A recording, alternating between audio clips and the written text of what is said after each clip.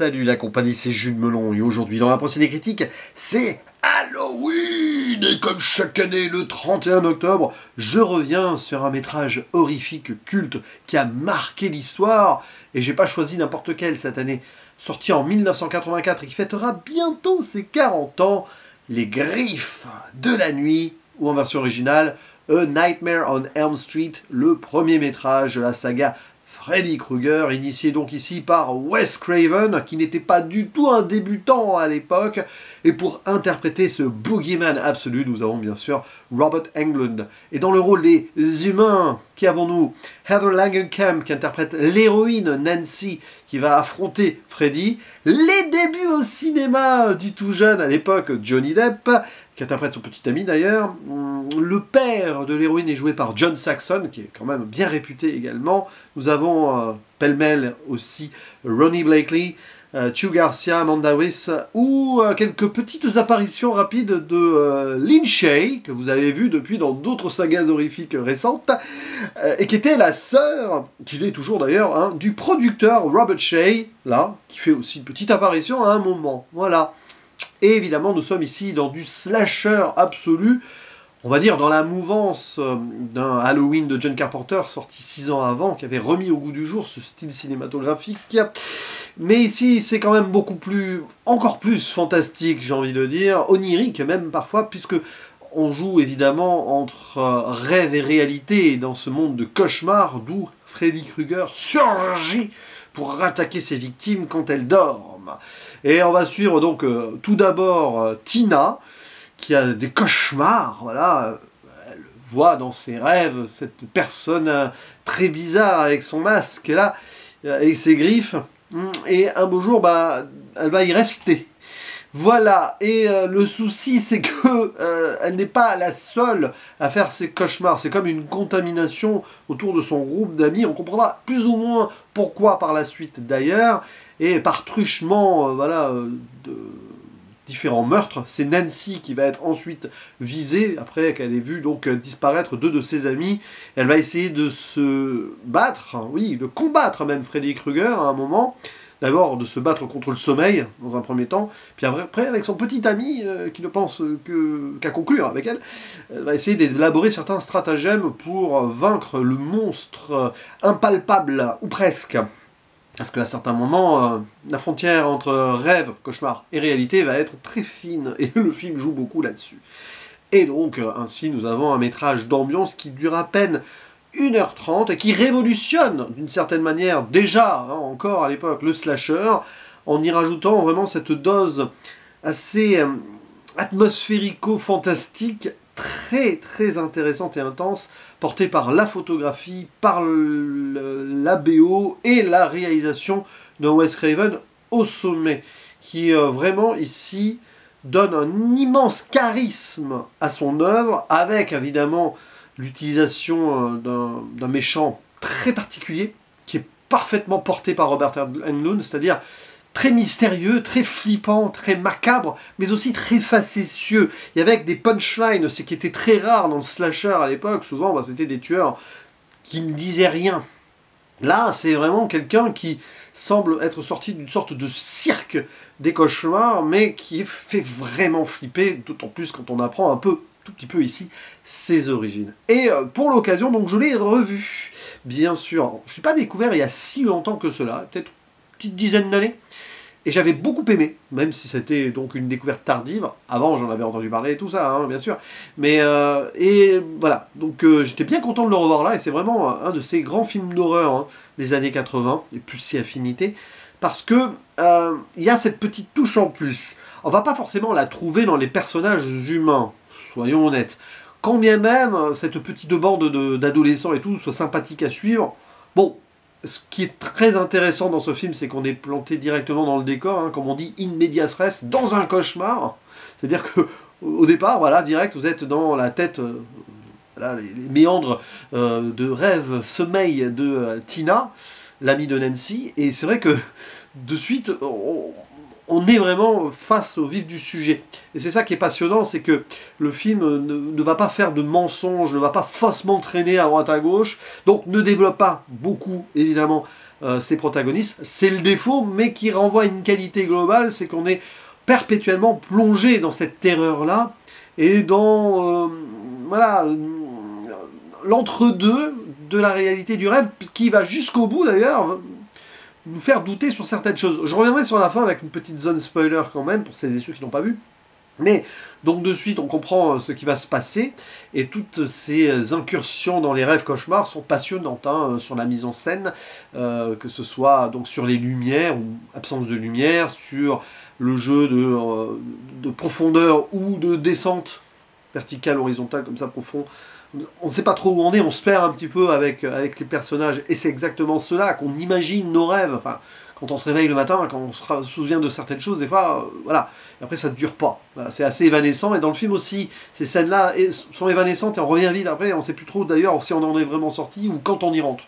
Et c'est exactement ce qui se passe quand presque on est en état de demi-sommeil, c'est arrivé à tout le monde, hein, que ce soit quand on est très fatigué, voilà, ou quand on se réveille la nuit, puis après on se rendort, on sait plus trop, tiens, non, oui, voilà, ou le matin, oui, ok, ou quand on se couche et qu'on n'arrive pas à dormir directement, des fois, tiens, je dormais pas, là, je sais plus. Bon, bref, c'est un petit peu l'idée ici aussi, rajouter cela, bien sûr, l'angoisse absolue, parce qu'il y a quand même des meurtres, et des gens que vous aimez qui disparaissent. Donc oui, sur les humains, à la rigueur les plus aboutis, au-delà donc de l'aspect comique, nous sommes des ados, on veut faire la fête un petit peu, et on veut aussi conclure ou pas conclure. Il y en a un qui est un peu pervers, hein, sexuel, hein, quand même, hein, au début, et l'autre qui attend que ça. Ça c'est pour les deux garçons principaux, d'ailleurs...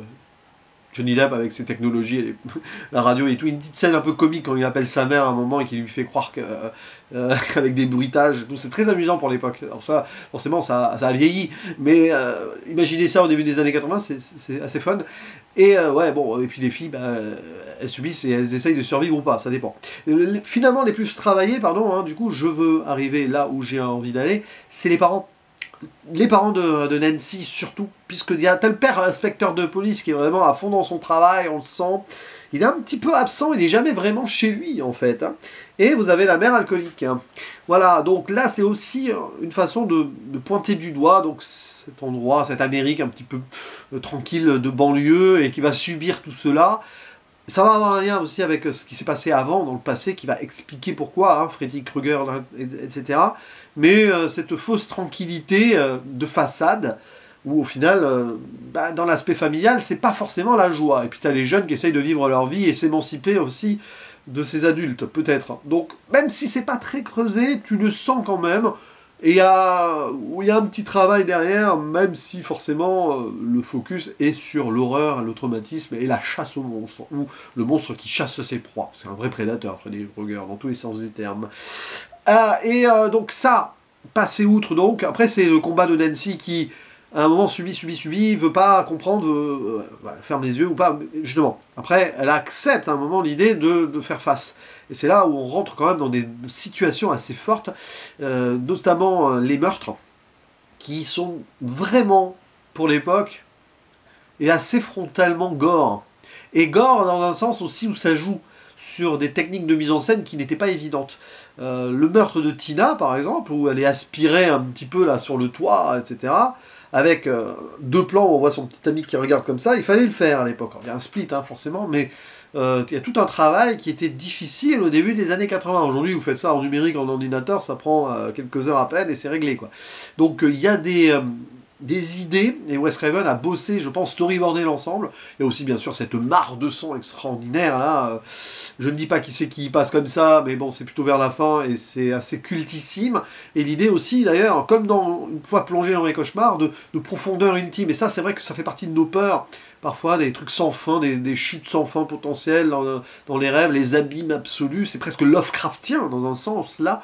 Et voilà, la baignoire qui se retrouve en mode puissant fond, ou donc dans ce lit souvent où les personnages sont aspirés. Et c'est passionnant. Et puis il y a ces moments aussi assez oniriques, même dans la réalité, qui semblent s'infiltrer dans le rêve, ou à moins que ce soit le rêve ou le cauchemar qui s'infiltre dans la réalité, on jouera jusqu'au bout là-dessus. Je pense notamment du coup à ces petites filles aussi qui chantent cette comptine d'enfants qui rappellent des souvenirs à Nancy, et où on parle de Freddy dedans. Et à un moment, il y a cette scène au début qui est très très marquée, et qui est frappante, et qui questionne quand on regarde un film ici de cinéma. C'est donc ces petites filles qui jouent, de façon très éclairée, très blanc, très très onirique, on semble pas être dans la réalité, et la caméra, elle fait un tout petit panoramique et on voit nos jeunes héros débarquer normalement, avec la lumière qui s'estompe, donc dans le réel. Et là, vous avez deux séquences, dans la même séquence, deux plans, deux trucs qui sont pas dans la même réalité. Enfin, un qui pousse dans une sorte de rêve, on sentirait presque même une sorte de flashback, on sait pas trop, et après on est planté donc dans le quotidien de ces jeunes-là. Ça c'est passionnant parce que ça annonce quelque chose qui reviendra à la fin.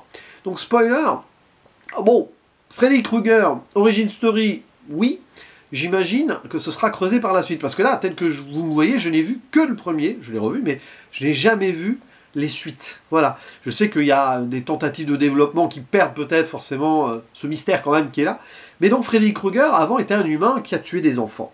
Et il s'avère qu'il a été relâché par la justice, tout ça. Donc, petite pointe quand même, voilà, on pointe du doigt le fait ici que parfois la justice semble être pas très efficace quand il y a des vices de forme et tout, qu'on peut relâcher des criminels. Ok. Et ce sont donc les parents qui ont, des parents qui ont tué immolé par le feu Freddy Krueger. Et parmi donc ces gens-là, témoins ou peut-être actifs de ce meurtre, il y a la mère de Nancy. Et donc quelque part que Freddy revienne dans les cauchemars ici de ces gens-là, c'est qu'il vient se venger d'une certaine façon. Ok, bon, ce sera certainement développé sur d'autres métrages, je l'imagine. N'hésitez pas à me dire en commentaire, sans trop en dire non plus, si donc c'est le cas pour les prochains. Donc voilà, il y a tous ces trucs-là, et à un moment, on joue justement donc, sur vraiment ces limites entre rêve et réalité, tant et si bien que de toute façon, on le voit, tous ces cauchemars vécus donc, ont une influence sur le réel, puisque déjà, les meurtres se font techniquement à travers les cauchemars, mais dans la réalité, les gens meurent, pour de bon, et même que quand, par exemple, Nancy s'endort et tout, qu'à un moment, elle met son bras contre la chaudière, etc., là, elle revient avec une marque.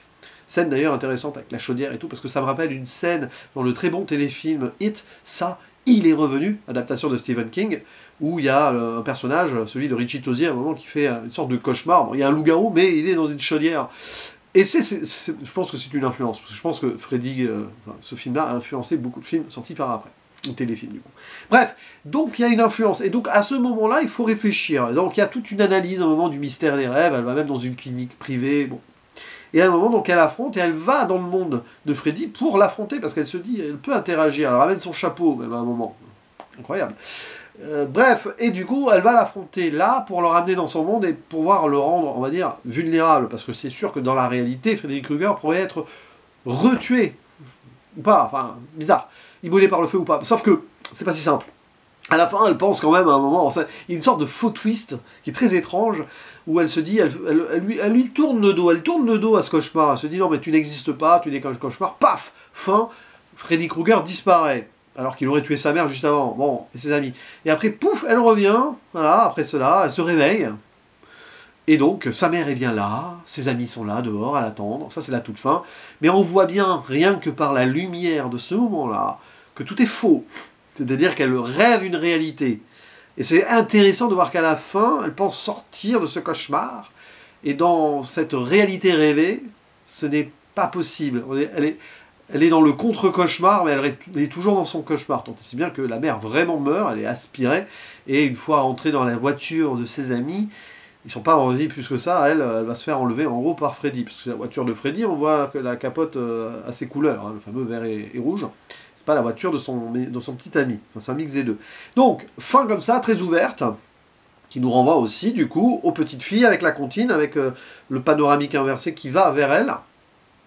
Vous voyez l'idée? C'est-à-dire que tout le film, en fait, si on l'analyse, là c'est la deuxième fois que je le vois seulement, hein, eh bien, il y a des moments où vous allez vous poser la question, est-on vraiment dans la réalité? Où s'arrête, où commence le rêve cauchemar?